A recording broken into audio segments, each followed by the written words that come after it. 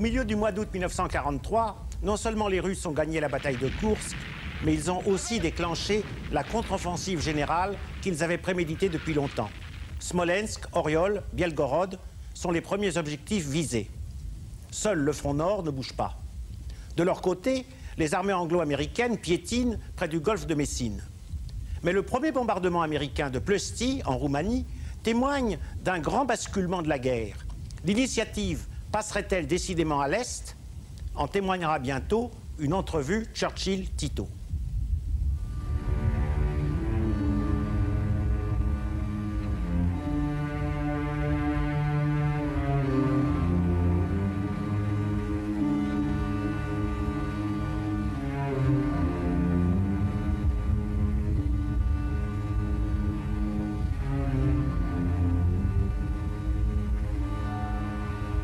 Pour commenter les actualités allemandes puis américaines, nous sommes avec Cornelius Castoriadis, à qui on doit des ouvrages sur la société bureaucratique, une revue qui nous a formé l'esprit, qui s'appelait Socialisme ou barbarie, qui date de 1946, et à qui j'ose dire, dans les yeux, que je crois que c'est un des grands penseurs de notre temps. Cornelius Castoriadis, en plus, je crois que vous êtes grec. Oui, d'origine, je suis français aussi. Et français aussi, bien sûr. Mais à l'époque où nous sommes, c'est-à-dire il y a 50 ans, vous étiez jeune homme en Grèce, vous avez vécu de là-bas les événements que nous allons voir. Et la première chose que je vous demande, c'est quels sont vos souvenirs d'adolescence de cette période en Grèce et comment cette période vous a formé? Ah, ce serait trop long, mais d'abord, c'est pas d'adolescence. Quand les Allemands entrent à Athènes le 21 ou 28 avril 41, je les vois entrer, j'ai 19 ans, et quand j'ai quitté Athènes pour la France, j'ai 23 ans et demi, donc je suis là pendant toute l'occupation, et les souvenirs sont à la fois au plan personnel, les souvenirs d'un homme jeune, bien sûr, c'est le printemps de la vie, et c'est le printemps de la vie vécu dans, en partie, l'horreur, la tragédie, les gens qui meurent de faim dans les rues, 1 million de morts sur 8 millions de population, etc. Et puis en même temps, bon, la lutte politique clandestine, et puis la découverte d'un tas de choses en philosophie, en littérature, etc. Et quelle est cette première découverte? En philosophie. En philosophie ou dans la pensée politique? En philosophie, c'est Spinoza, et dans la pensée politique, c'est Marx. Nous allons voir successivement les actualités allemandes et américaines que nous interromprons quand nous le souhaitons. D'accord.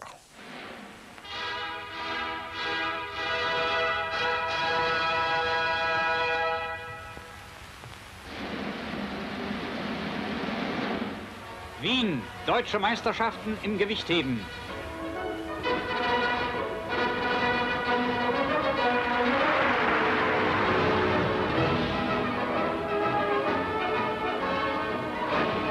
Ernst Hermann, Wien, der Sieger in der Leichtgewichtsklasse.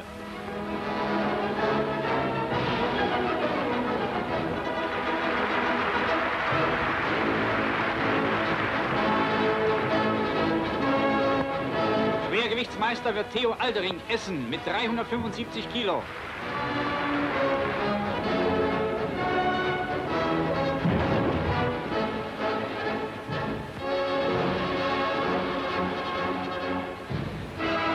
Olympiasieger Rudi Ismayer beim beidarmigen Drücken.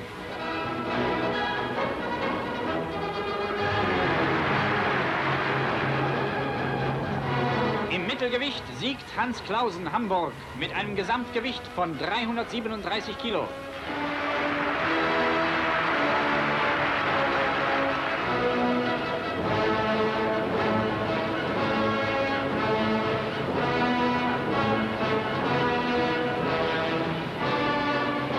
Der Wiener Josef Stroppek, der Zweite im Schwergewicht. In Stralsund, auf dem Schulschiff Horst Wessel, steigt die Flagge des Oberbefehlshabers der Kriegsmarine empor. Großadmiral Dönitz kommt mit Reichsjugendführer Axmann an Bord. Er besucht die Jungen der Marine HJ, die hier zum Reichssportwettkampf versammelt sind und die einmal auf unserer Kriegsflotte ihren Mann stehen werden.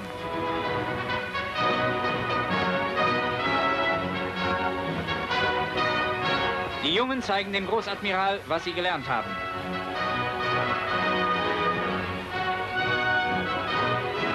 Die Die sportlichen Leistungen der Marine-Hitlerjugend fanden die Anerkennung des Großadmirals.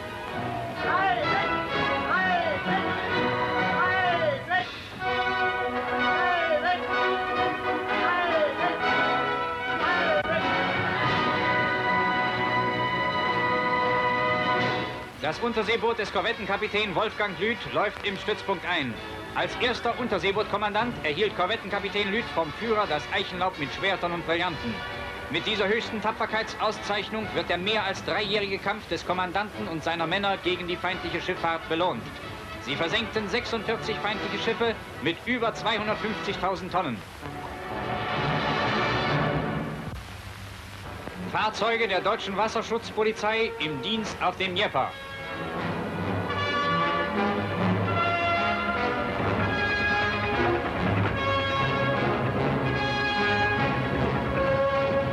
Die Papiere eines Dnieper-Schiffes werden kontrolliert. Das Schiff braucht seine Fahrt dabei nicht zu unterbrechen.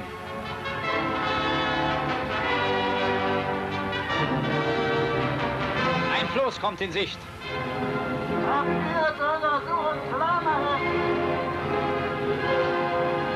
Auch der Kahn am Ufer wird nicht übersehen.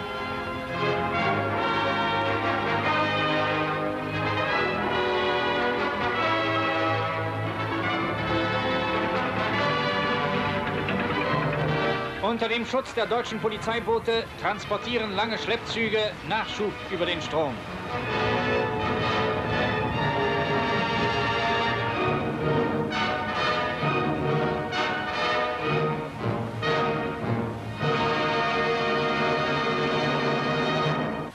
In der Ukraine.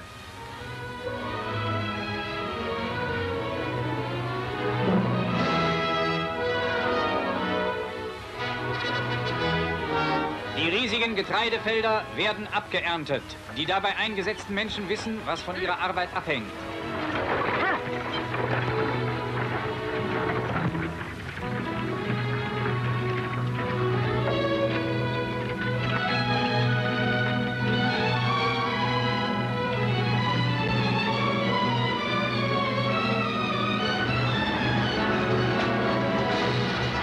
Pferd und Motor arbeiten nebeneinander.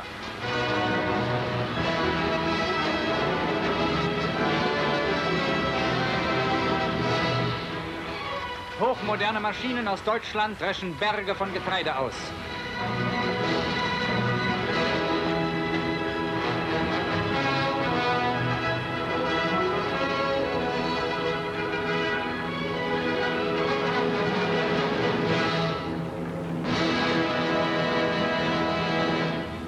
Junge Volksdeutsche aus Siebenbürgen kommen in Wien an. Sie haben sich freiwillig zur Waffen-SS gemeldet. Ihr Zug ist mit Blumen und Inschriften geschmückt.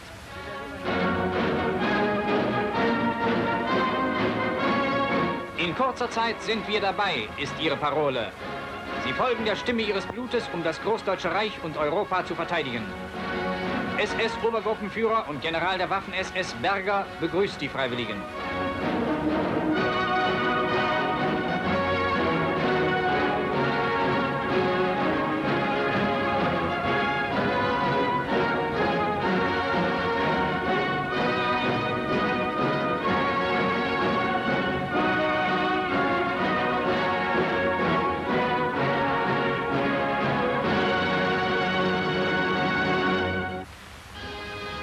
Bei unseren Soldaten in Griechenland. Unsere Jungen wissen mit der Freizeit etwas anzufangen. Hauptspaß für unsere Panzersoldaten ist ein Eselrennen am Strande.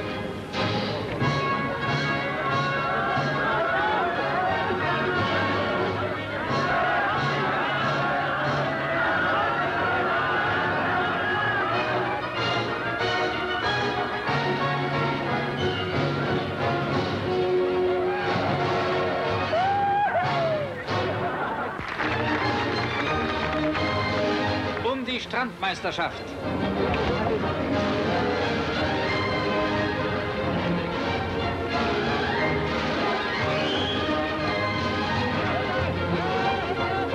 Der Schiedsrichter nimmt sein Amt zu wichtig.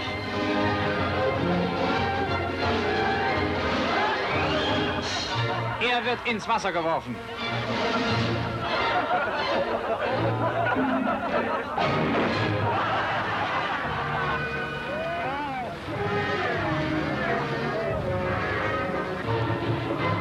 Auf der Riesenschildkröte reitet es sich nicht so gut wie auf dem Amphibienauto.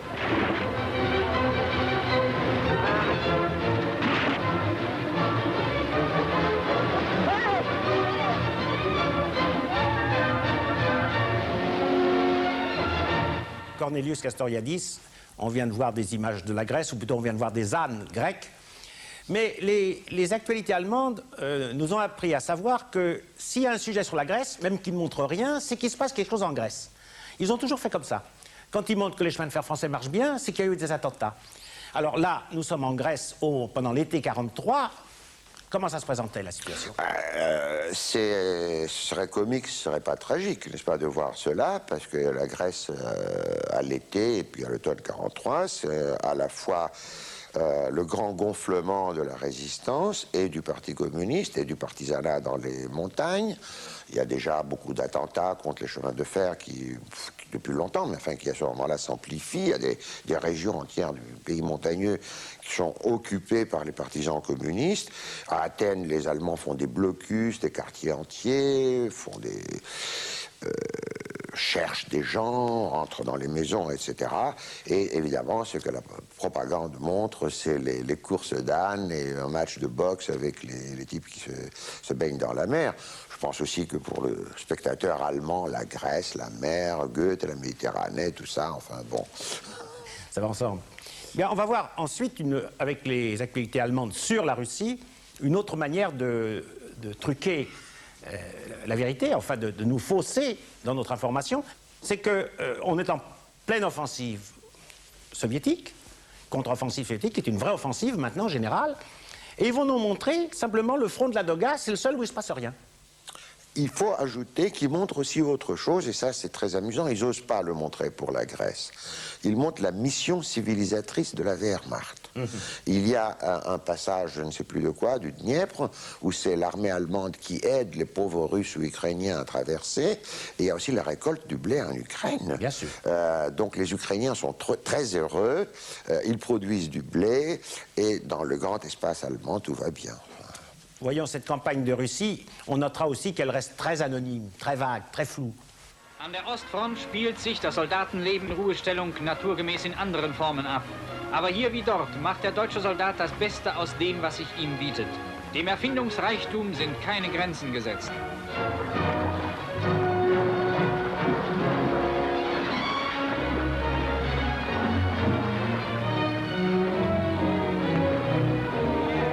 Der Soldat kennt nicht nur den Kampf.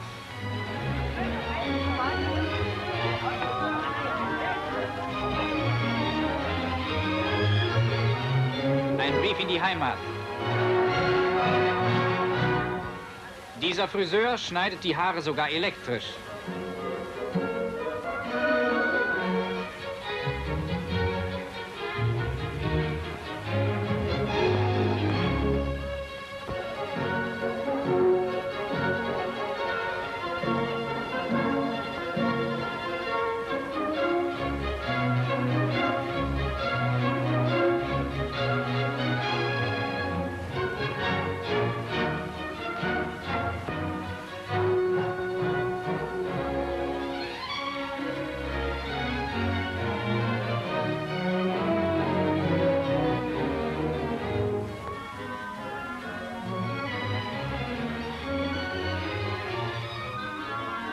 Bei der Fußpflege.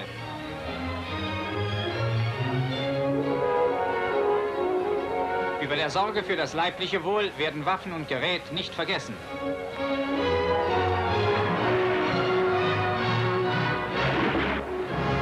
Schon wieder im Einsatz.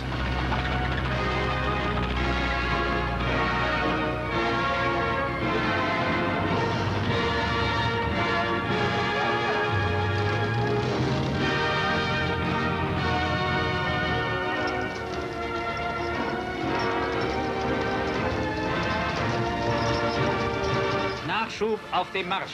Wenn die Straßen aufgeweicht sind, gibt es große Schwierigkeiten. Doch der Soldat bleibt unverdrossen.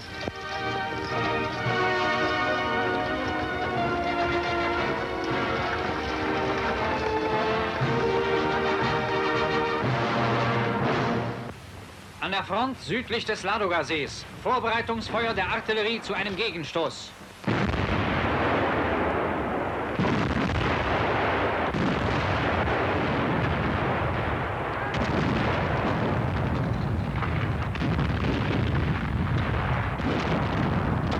Die Infanterie im Angriff auf die feindlichen Bunker und Grabenstellungen.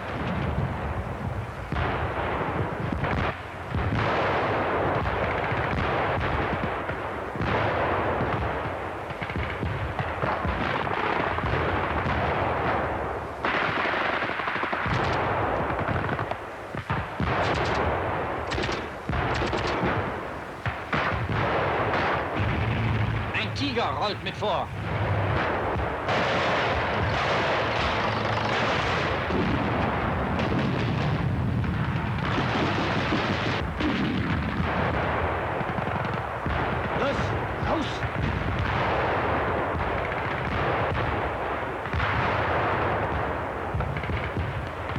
Eine Bunkerstellung wird ausgeräumt.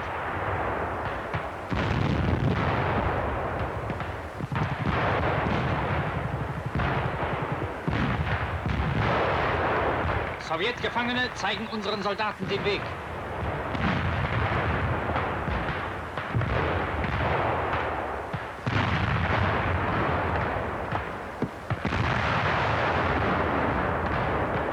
Ein Verwundeter wird zurückgetragen.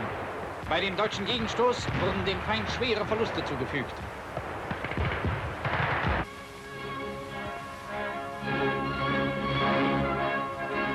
Im Raum von Orel begleitet die einheimische Zivilbevölkerung unsere Truppen, die im Zuge planmäßiger Frontverkürzung neue Stellungen beziehen. Die Bevölkerung zieht das Leben unter dem Schutz der deutschen Truppen dem GPU-System vor. Unsere Sprengkommandos zerstören vor dem Abmarsch in die neuen Stellungen alle militärischen Anlagen.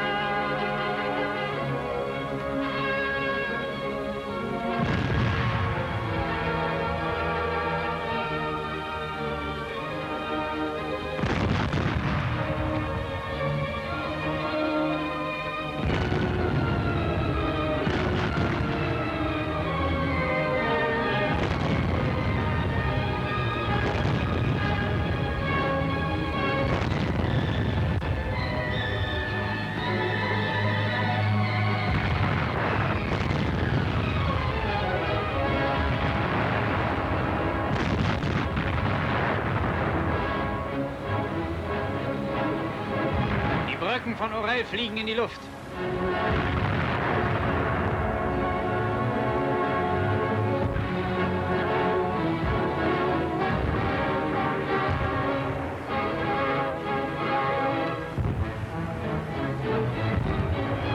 Neue Stellungen werden bezogen.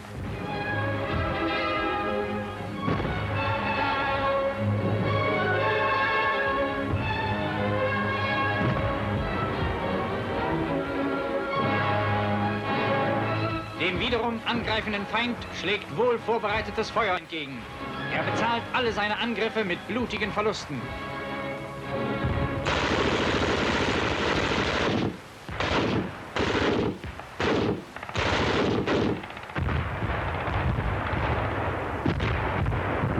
Betreuung unserer Verwundeten in vorderster Linie.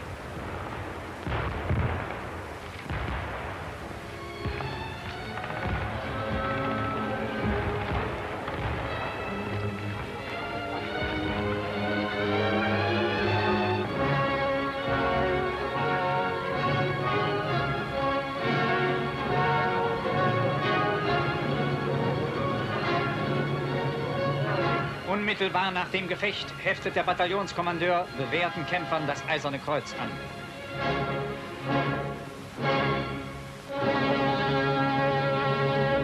Im Süden der Ostfront kam es ebenfalls zu schweren Angriffen des Feindes. Auch hier hatten die Bolschewisten große Verluste, besonders an Panzern.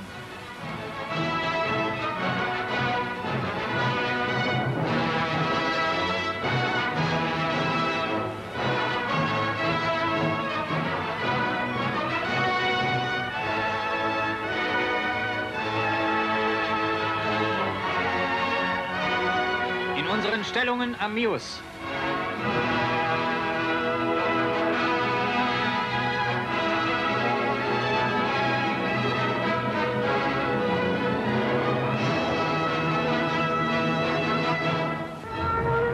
Stuka belegen feindliche Erdziele mit Bomben.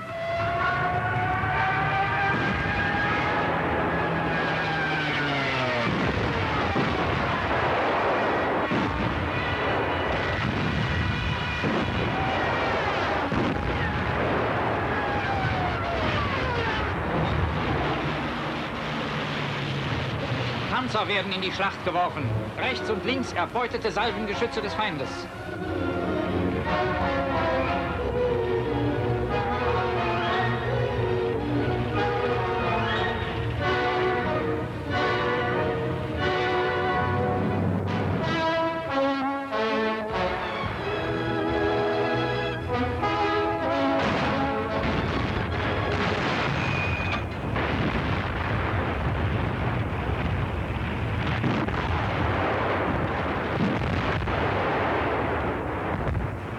Schlacht auf dem Höhepunkt. Immer neue Panzer greifen ein.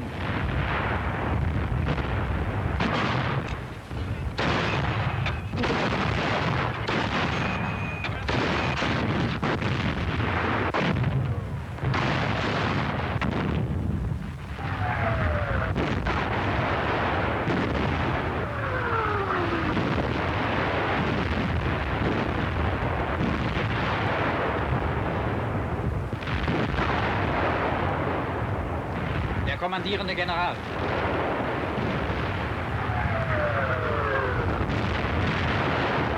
Die riesige Materialschlacht im Osten ist aufs Neue in vollster Schärfe entbrannt. Sie stellt den in so vielen schweren Kämpfen erprobten deutschen Soldaten vor neue, harte Aufgaben.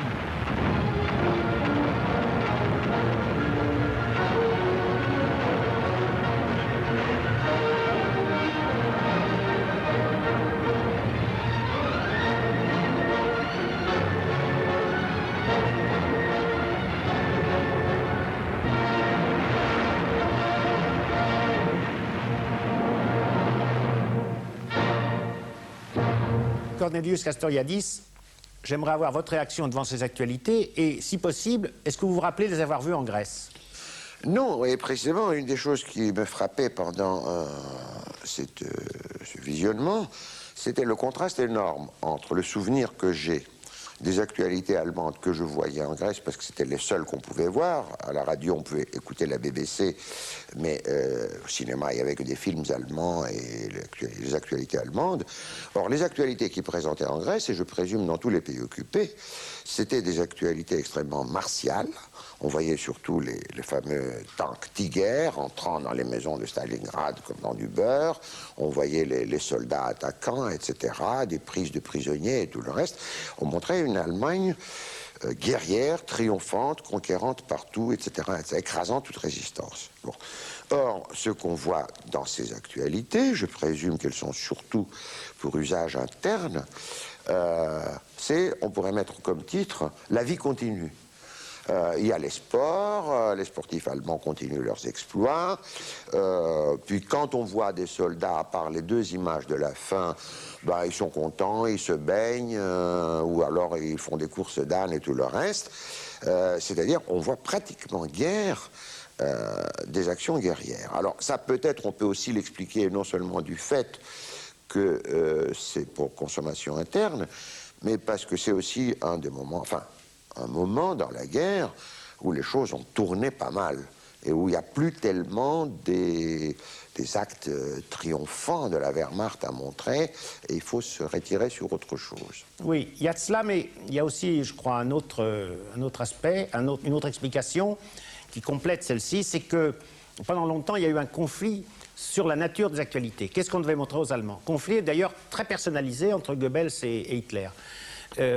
Au début de la guerre, les actualités allemandes montraient toute une partie de la vie de l'Allemagne avant de montrer des opérations militaires. Et puis, Hitler a imposé des actualités purement militaires pour durcir les gens, pour les faire participer, etc.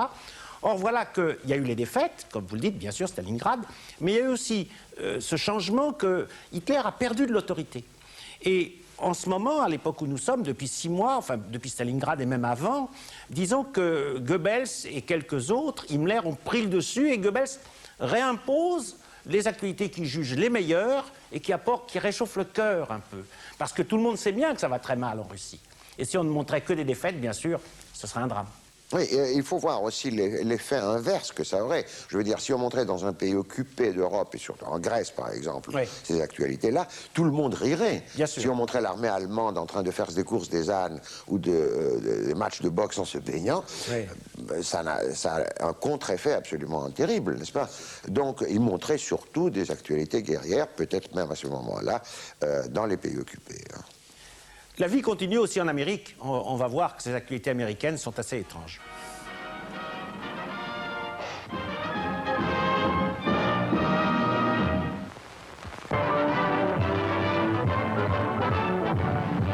Gunder Hägg of Sweden runs his last American race.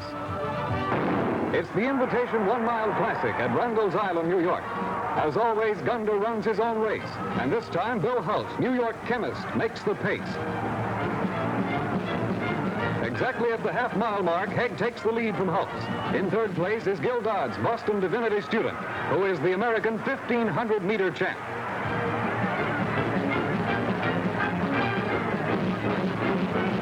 Midway through the backstretch of the final lap, Gil Dodds makes his bid, and for a moment he holds the lead. But then Gunder pours on the coal, trying for his 8th straight win during his American tour. Gunder has helped the Army Air Forces Aid Society raise $150,000. Hägg romps home a winner in 4:06.9. No record, but Gunder the Wonder did set a record in learning his first bit of English.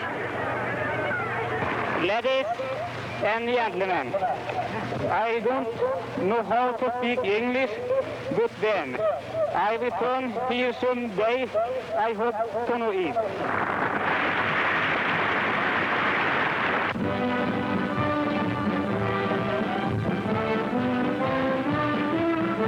Arriving at Quebec for his 5th North American visit as Britain's war leader, Churchill is here to make tomorrow's history with Canada's Mackenzie King and President Roosevelt. Surprise! This time, the Prime Minister brought Mrs. Churchill and his daughter Mary, subaltern of the Auxiliary Territorial Service and acting aide-de-camp to her father. At the Chateau Frontenac, great new decisions against Adolf Hitler and his Axis. Never despairing in the dark hours, Churchill displays the same doggedness with victory in sight. Victory that is the central thought and theme of this latest meeting of the Allied minds.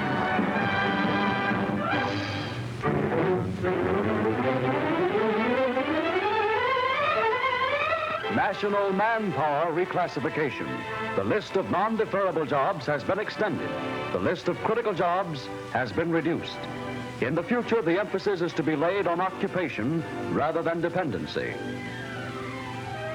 Such a manpower program will force workers into essential wartime jobs. Nowhere is help needed so much as on America's farms. Food must be harvested, and people of America must do the harvesting.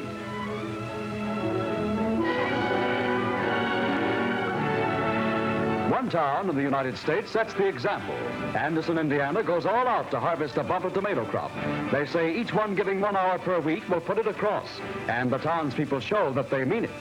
Butcher, baker, candlestick maker, clergyman, defense worker, businessman, girls, all register to do their part. Everyone helping to feed America and the stomach that her army must march on. It's new work for many, and hard work too. But that's what total war means. Everybody's in it. The crop is saved and headed now for the cans. Communities throughout America must do the same. Food must be saved. Listen to Commissioner McNutt of the War Manpower Board. It is the responsibility of the citizens in every canning community to assist in this vital war work. Production on the home front, industry and agriculture must provide the soldier with his tools and his food.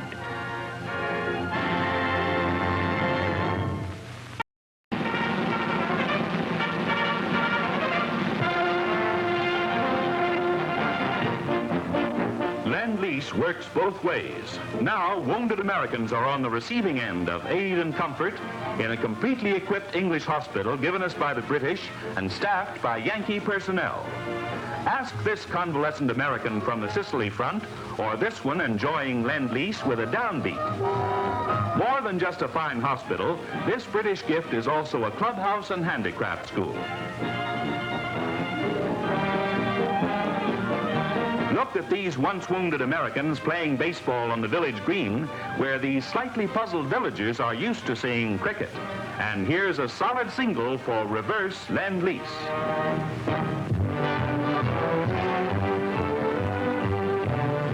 Runnymede, birthplace of the Magna Carta 728 years ago. To this sacred anniversary of English liberty, American officers have been invited, with General Clark, the guest of Lady Hannon. They see an ancient copy of the original document, the English Bill of Rights, which was wrested from King John by an angry people of the 13th century and by an angry people fought for again today. Here's to victory. Ce sujet sur la Magna Carta, la charte, mérite un petit mot quand même d'explication. Les Américains, à l'époque où nous sommes, s'imaginent qu'ils sont l'incarnation de la démocratie. C'est-à-dire le pays où la société impose ses lois et c'est elle qui gouverne, et c'est ça pour elle la démocratie. Et les Américains ont tendance à considérer que les Anglais, au contraire, c'est la survivance ou la survie d'une monarchie où tout vient d'en haut, le roi, la Chambre des Lords, etc., etc. Et donc, ce n'est pas une démocratie. D'ailleurs, s'ils sont devenus indépendants, les Américains, c'est en partie pour ça. Ils ont d'ailleurs appelé ça la Révolution américaine.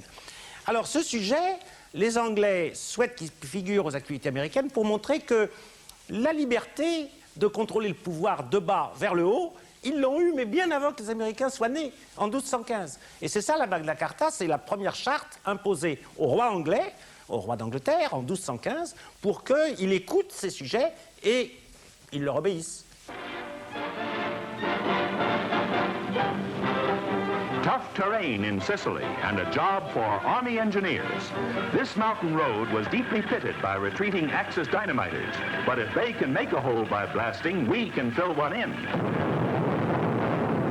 That does it. The road has simply been filled in by more rock from the cliff above. Leveled off by bulldozers, supplies for the front roll on.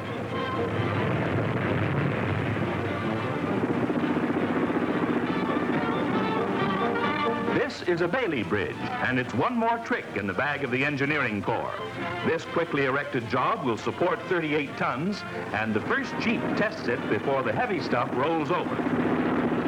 Even the local folks can use it, if they keep on behaving.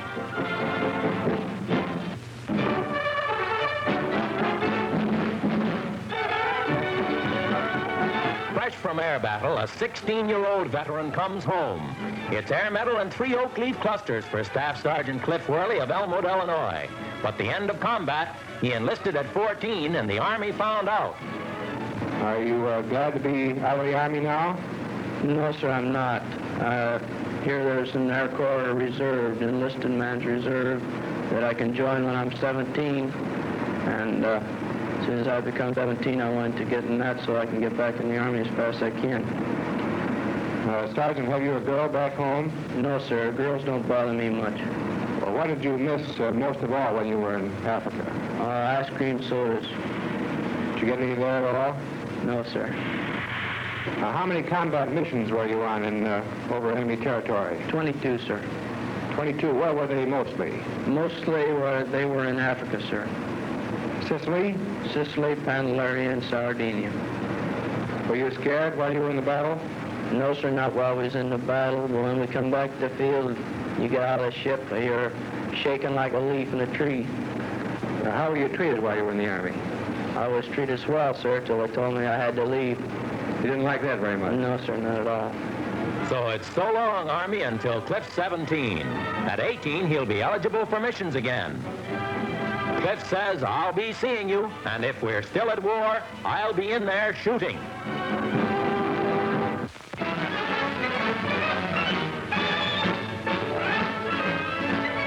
Chongqing, China.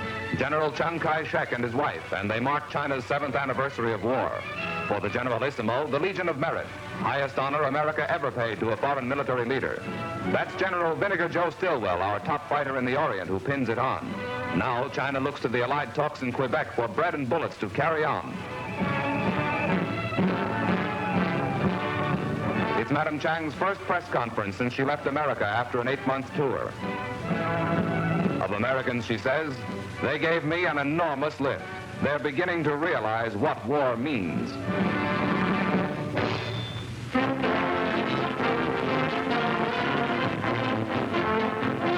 Portland, Oregon, and America's biggest family of shipbuilders.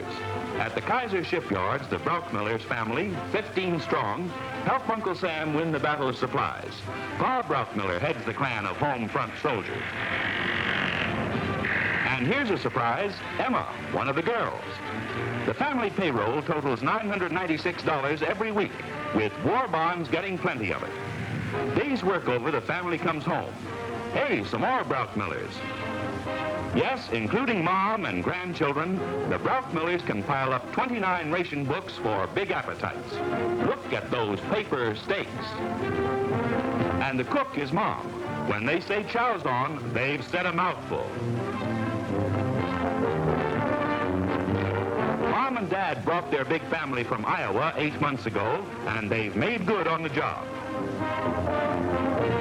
After dinner family portrait. Tired after a day's work? Well, kinda. The Brockmiller family, super shipbuilders. Ici encore, on a l'impression que la vie continue, n'est-ce pas? On a des images surtout de l'arrière, pratiquement pas de la guerre. D'ailleurs, en combinant les deux, je dirais qu'on a l'impression que la CNN n'a rien inventé. Hein. Dans cette guerre, personne ne meurt. Jusqu'ici, on a vu personne mourir. Par contre, on voit bien sûr les finalités des actualités américaines, de montrer aux boys qui sont au front, et à la population, mais quand même aussi aux soldats, que tout le pays est avec eux dans les actes, et les actes qui comptent pour les Américains, le travail, la production des tomates, cette famille qu'on a vue en dernier, de 15 personnes qui travaillent tous dans les chantiers navals qui vont produire tous ces navires, etc. C'est quand même quelque chose de très différent par rapport aux actualités allemandes, aussi au sens que tous les dignitaires qu'on a vus sont des dignitaires civils. C'est que les armes cèdent le pas à la toge. Cela dit, les militaires aux armées font ce qu'ils veulent et ils ne donnent pas une image aux actualités. Et d'ailleurs, on a protesté plusieurs fois, il y a eu des campagnes de presse contre cet état des choses. Si bien que les actualités sont pauvres au point de vue militaire, et inversement, elles sont contraintes par le pouvoir civil de montrer des scènes de la vie américaine pour que les Américains soient d'abord heureux de voir qu'ils méritent de gagner la guerre, et ensuite, les boys, à qui on montre ça un peu partout, ont un petit peu d'Amérique avec eux. Et c'est pour ça qu'elles sont conçues de cette façon. Le peuple est derrière eux. Voilà. No more natural oil by 1960. That's what geologists say. So we'll make oil from coal and shale. That's chemistry's answer. Today, the government rations gas. Soon nature will do the rationing, and that's where science steps in. At the Bureau of Mines in Pittsburgh, a congressional committee studies synthetic oil made from coal and tries a car actually powered by it. Here's what they saw. Soft coal is fed into a crusher, which begins the process of breaking down its secrets. Next step, washing. And then it's pulverized some more and mixed with heavy oil. The resulting paste goes into this converter, and now the real beating begins. 3,500 pounds of pressure plus terrific heat, and the coal can't take it. What went in solid comes out liquid. Crude gasoline from coal. Listen to Mr. Ickes on synthetic oil. We can count on about 3 trillion tons of coal for this synthetic program. This would be enough to provide 1.5 billion gallons of synthetic fuel each year for 1,000 years at the present rate of consumption, and still leave enough coal for all now foreseeable purposes. In addition, we have oil shale deposits estimated to contain 92 billion barrels of crude oil, or enough to supply our needs for 65 years or more. Yes, shale as well as coal. In Colorado, there are huge surface deposits of shale that yield oil. Mountains of shale with oceans of oil locked in them. Some of the oil in this rock is free enough to burn like wood. To get all of the oil, however, it must be treated like coal and distilled under pressure and heat. Here, chemical wizards have developed small-scale extraction of oil and gasoline, which will become mass production someday. From 1 pound of shale, a half cup of oil. In peace and in war, a nation's lifeblood is oil. America plans now for a future of oil as well as of peace.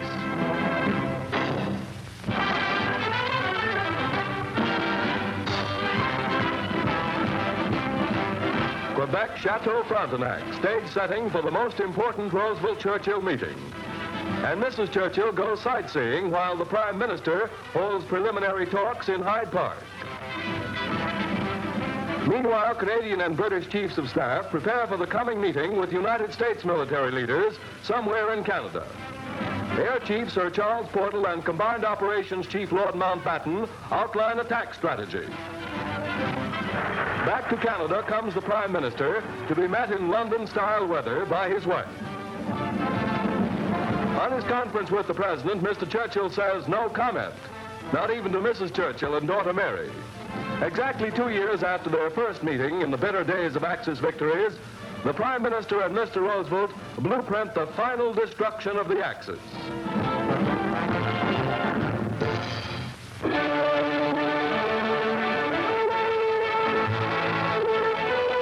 Somewhere in Africa, pilots of America's 9th Army Bomber Command prepare for the most spectacular raid of the war. Daylight bombing of the Polest oil fields in Romania.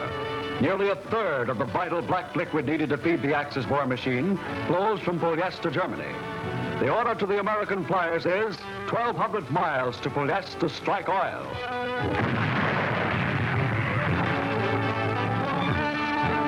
America's giant birds of destruction, the B-24s, take on fuel and the bomb cargo is rolled out. Detonators set. The Zero Hour. They know the danger ahead. There are months of careful planning behind this attack. The smash will be at low level in mid-afternoon.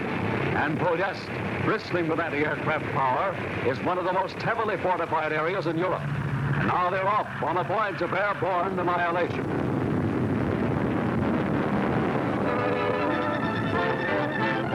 Streaking over the blue Mediterranean, and the pilots check the course. There's Greece still under the Axis heel, and now high over the jagged Balkan mountains and across the blue Danube. There they are, the sprawling tanks of Polest, and the planes swoop down to extreme low level, unleashing first incendiaries, then bombs.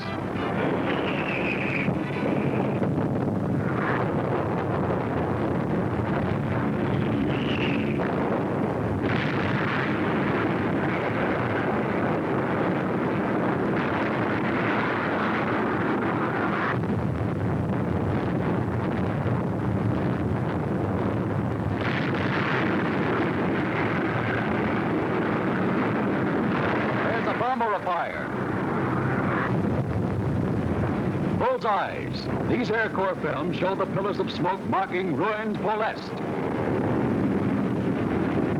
Homeward bound, there's another B-24 in trouble. Smoking engines, then the final sea crash. 25 bombers did not come back out of the 175. Allied generals, however, say the raid may affect the entire course of the war. American air power has struck a crippling blow. Polest is one more sky road to victory.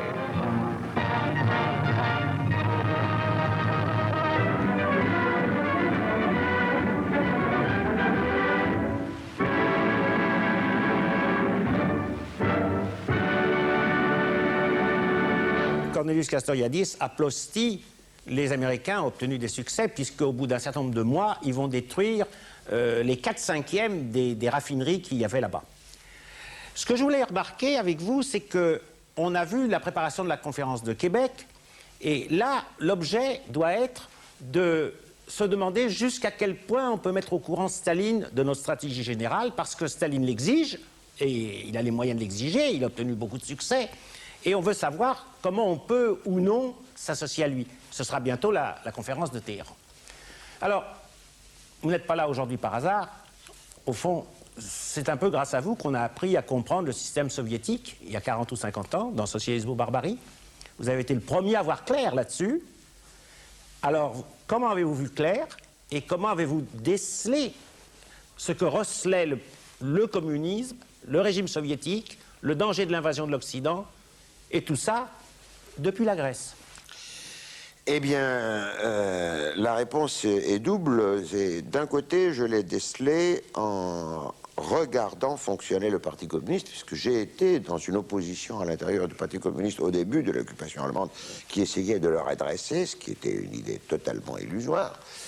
Après quoi, j'ai adhéré aux trotskistes, et en voyant l'activité des communistes en Grèce, aussi bien à Athènes d'ailleurs, où les quartiers qu'ils occupaient, ils étaient occupés vraiment, ils étaient gérés par les communistes, et il n'était pas question que qui que ce soit d'autre ait un mot à dire que sur la montagne, où les régions qu'ils libéraient, avec ou sans guillemets, étaient également gérées par eux, parfois avec des moyens terroristes d'ailleurs. Bon, mais vous me faites trop de compliments quand vous dites que je vous ai appris, ou je ne sais pas qui, parce que moi-même j'ai appris ce premier élément serait incomplet sans un autre. Les deux sont venus se compléter, parce qu'il se trouve que précisément à cette période-là de l'occupation, au début de l'occupation, mais jusqu'à la fin 1942, j'étais plongé avec passion dans la lecture de Siliga, au pays du mensonge déconcertant, de Souvarine, le merveilleux Staline de Souvarine, de Victor Serge, notamment Destin d'une révolution, du vieux lui-même, comme nous disions, c'est-à-dire de Trotsky, la révolution trahie, des souvenirs d'un diplomate russe, Barmine, etc. Et la conjonction de ces deux choses, c'est-à-dire à la fois ce que ces livres révélaient du système soviétique, il était impossible de les lire sans croire immédiatement à leur véracité, n'est-ce pas? Et de la vue du Parti communiste, en même temps que ce qu'on apprenait de l'attitude de la Russie pendant la guerre, qui n'avait plus rien de marxiste, rien de révolutionnaire, se comportait comme une puissance impérialiste, c'était la grande guerre patriotique, etc. Et alors, tout ça en Grèce, d'ailleurs, c'était assez étrange, parce que il y a eu un effet, bon, il y a eu une résistance qui avait commencé déjà avant, mais il y a eu un effet électrisant de la défaite allemande à Stalingrad. C'est-à-dire, les adhésions à toutes les organisations de résistance se sont décuplées, enfin, je dis décuplées au hasard, mais enfin, se sont multipliées, et c'est le moment du grand afflux dans le Parti communiste et dans le partisanat de la montagne. C'est aussi le moment où il y a des manifestations de masse à Athènes, et c'est pour ça que je riais, à part moi tout à l'heure, en voyant les ânes et la mer grecque, il y avait des manifestations de masse sur lesquelles les Allemands ont tiré, n'est-ce pas? Et alors, l'expansionnisme soviétique, que pressentaient les Turcs, qui le craignaient, que Tito commence à apercevoir, et c'est Churchill qui va le voir pour le reconnaître en se disant « il vaut mieux l'avoir avec nous que contre nous », est-ce que c'était... on pouvait l'imaginer à ce moment-là, dans l'analyse, ou pas encore? Écoutez, c'est difficile à répondre parce qu'on a l'air prétentieux. Moi, je l'imaginais. J'imaginais vraiment le rouleau compresseur. Une fois les Allemands battus, le rouleau compresseur s'arrêtant là où il rencontrerait les armées alliées. Ça, pour moi, ça ne faisait aucun doute. Mais enfin, ça, je le dis 50 ans après. Il n'y a pas de traces. Si, il y a des traces très... Des traces de 46, si vous c'est voulez, déjà pas de 45, si mal. 44, parce que dès le coup d'État communiste stalinien à Athènes en décembre 44, j'ai immédiatement vu de quoi il s'agissait. C'est-à-dire, les textes que j'écrivais à ce moment-là, c'était, on peut le dire rétrospectivement, la Grèce va devenir une démocratie populaire, entre guillemets, sous dictature totalitaire communiste. C'était ça le but, à mes yeux, de ce coup d'État qui a raté, comme on le sait, mais de la guerre civile après qui a duré pendant 2 ans. Mais je crois que dans les actualités qu'on vient de voir, vous parliez de Ploesti, je crois que c'est très intéressant. L'histoire reste à écrire de la lente maturation, de la compréhension par les Occidentaux de ce que représentait l'expansionnisme russe, n'est-ce pas? Parce qu'il y a des choses tout à fait contradictoires. La naïveté de Roosevelt, à beaucoup d'égards, qui est à mes yeux absolument patente, mais en même temps, par exemple, ce coup de Ploesti, c'est pas seulement pour dire aux Russes « on vient à votre aide », vous voyez, les tanks allemands s'approvisionnent en essence derrière eux en Roumanie, ben nous on détruit les raffineries. C'est aussi pour dire qu'attention, les Balkans nous intéressent, n'est-ce pas? Et je crois que là, il y a déjà peut-être une première tentative de se délimiter, qui par ailleurs, vous parliez tout à l'heure, qu'est-ce qu'on dit, qu'est-ce qu'on ne dit pas aux Russes, vous disiez, il y a une chose qu'on n'a jamais dite aux Russes, sauf après coup, c'est la bombe. N'est-ce pas? Bien sûr. Il a failli attendre Potsdam, l'explosion, ou presque, pour dire, non, quelques jours avant l'explosion, mais quand le lancer de la bombe était certain, que Truman dit à Staline, nous avons une arme terrible, et Staline joue le non-étonné ou n'est pas étonné. Merci Cornelius Castoriadis de cette participation à Histoire parallèle et de ce témoignage. La prochaine fois, nous verrons des actualités italiennes et françaises.